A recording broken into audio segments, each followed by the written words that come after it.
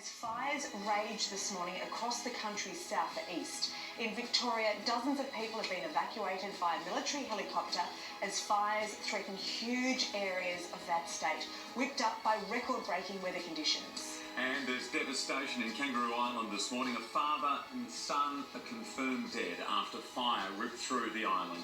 And more than half of the koala population is also feared lost. As many as 25,000 animals gone. Let's go back to Matt, who is at the evacuation zone in Moruya on the New South Wales south coast. Matty, what's happening there? Mon, there is a really big information vacuum here this morning that people and residents in the evacuation centre behind me are waking up to. That is because tens of thousands of homes and businesses in this area are without power. Crews are working rapidly to restore that, but we are told that it will be off indefinitely. So the big worry that is causing for all the residents in this area who are trying to get in touch with their loved ones in these isolated communities is whether or not they have survived the fire threat overnight and how much destruction has been caused to these communities. As we go to air this morning, emergency warnings are in place here in New South Wales and right through Victoria as well, where a disaster declaration is in place. More homes have been lost in both states. We do not have official numbers yet on how many because of these power outages, but we can confirm a number of homes have been lost. There are road closures across New South Wales. A lot of those are the main roads that have been cut by trees and power lines. Military operations, they are continuing, they are ramping up. There have been a number of evacuations by the Army in Omeo in Victoria, and in South Australia, Kangaroo Island has been absolutely obliterated by the fire there. We have confirmation that a father and son have been killed in that disaster, and the koala population, it has been absolutely decimated. 50,000 on Kangaroo Island, about half of that population has been wiped out. We have reporters across the fire zone this morning as part of our special coverage of this bushfire disaster. Jeff Parry is in Batemans Bay for us this morning, where a number of homes have been under threat. Jeff. Good morning, Matt. Good morning, everyone. Yes, everyone here at the Batemans Bay Evacuation Centre is up and about, but with nowhere to go. And as you say, Matt, not a lot of information. They would like to go back to their homes, but no one is moving at the moment until they know what's in front of them today. Cooler conditions. There's a bit of a relief about that. The breeze has dropped, but we know overnight, or yesterday rather, those very hot and blustery conditions led to some extraordinary scenes. If you look at Narooma, those pictures where day turned into night, the cloud came across and just blocked out the sun and pitched that town into darkness. We know that there's been a bit of fire activity down in Rosedale overnight, or also Tomakin. There's a fire down there, we understand, is contained but not in control. So all these little areas where the fire brigade have had to get in, they've had to get in this morning and to see what the damage is, and it's very hard and difficult to get information on that. It all comes back onto these people who don't know. Some of them don't know if their houses remain. They've come to the evacuation centre. We know here in Batemans Bay yesterday, a lot of trouble in Batemans Bay, or North Batemans Bay and Surfside, and all the way up to Darras, which was under an emergency warning as that fire from Clyde Mountain burnt down, put embers into kilometres ahead of the main head fire into that North Batemans Bay area, and creating a lot of work for the fire brigade. But again, an uncertain future, a bit cooler temperatures, Matt. We'll wait and see what happens for the rest of the day. Matt? Yeah, let's hope conditions ease. And 7 News reporter Robert Ovadia is at Sussex Inlet for us this morning, where a number of homes have been at risk there. And Rob, I understand power supply is also in jeopardy. Well, here at Sussex Inlet, there was a fear that the fire could impact on homes. We're just investigating whether that has actually happened. The Rural Fire Service is concerned that maybe some homes were damaged or lost as a result of the southerlies pushing up the coast last night. As I said, unconfirmed at this stage, but for the moment it is quite cool here. The wind is very, very still too. So that suggests that this area is very, very much safe today. But of course, we need to see whether homes have been damaged or not. Other areas in the St George Basin are fine. Areas further south, Moruya, that was thought to be in the fire front yesterday, or at least a target, they have been spared too. So as much as the wind can be an enemy in these situations, it can also be the firefighter's greatest friend. However, what is not a friend at the moment is the situation in the Snowy Hydro, with the potential that transmission lines have been cut there. Now that has implications for not only energy supply in New South Wales but also Victoria. It supplies both of them, and it's prompted the Energy Minister in New South Wales, Matt Keane, to ask people to stop using non-essential appliances.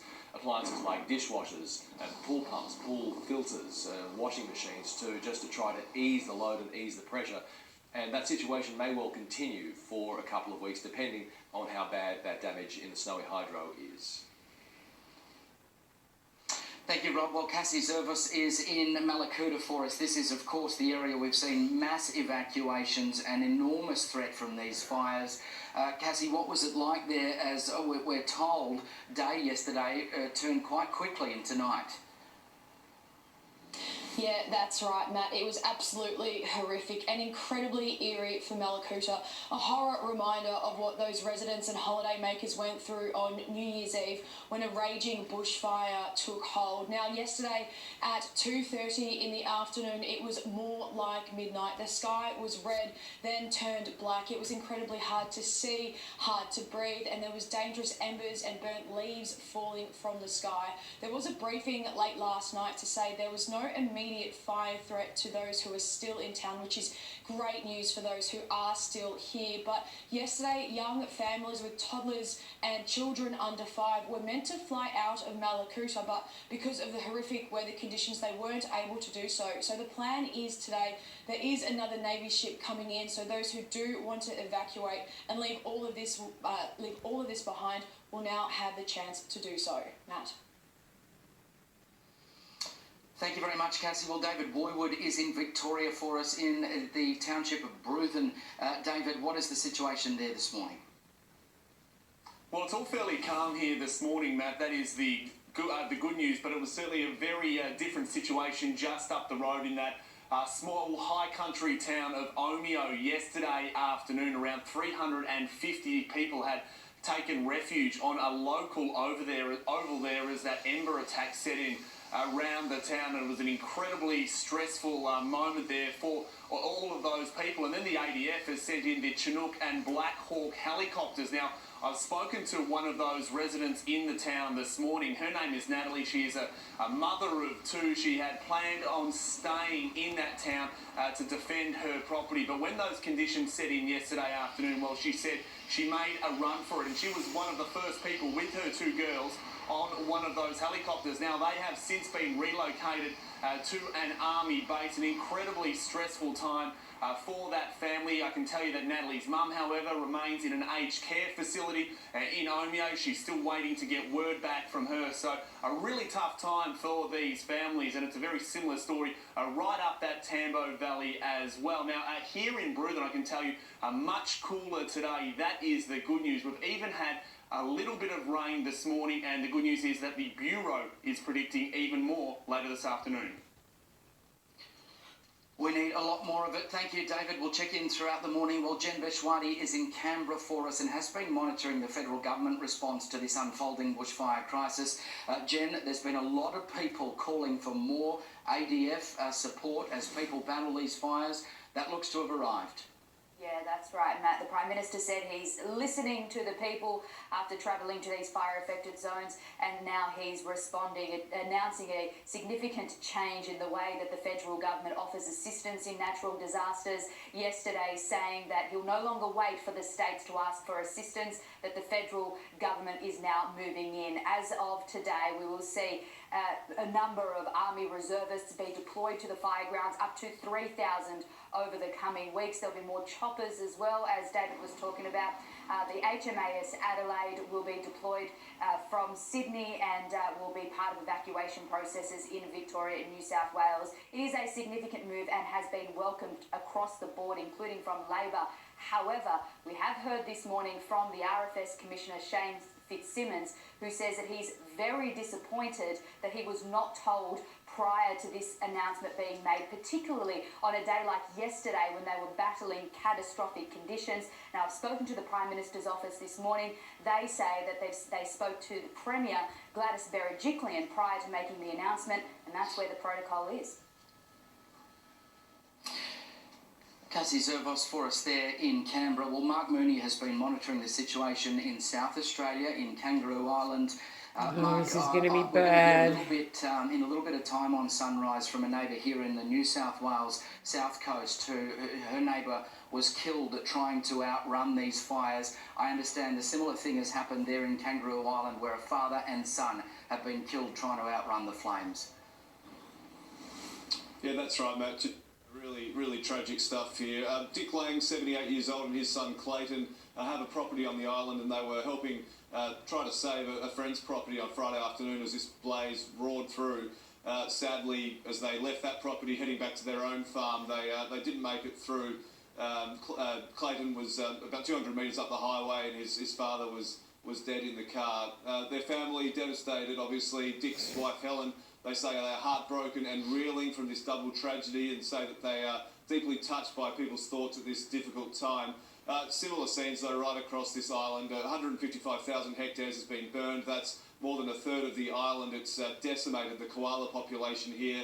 25,000 animals are estimated to have been lost. Hundreds more are being treated for horrific burns. Just speaking with the local mayor a short time ago, he was saying that 20,000 injured sheep had to be destroyed yesterday. A similar number expected today as well, Matt. Just devastating. An incredible impact on the wildlife there and of course the families as well. Thank you very much, Mark. I've been walking through some of the evacuation centres here this morning where hundreds of people are waking up, looking at their phones. A lot of the phones are dead because the power's cut. They have no idea whether the fires fanned by these huge winds that ripped through this area yesterday obliterated their homes. Some of them are packing up these caravans behind me and driving to those areas this morning if they can get through the roadblocks to find out whether or not they still have a home to go home to.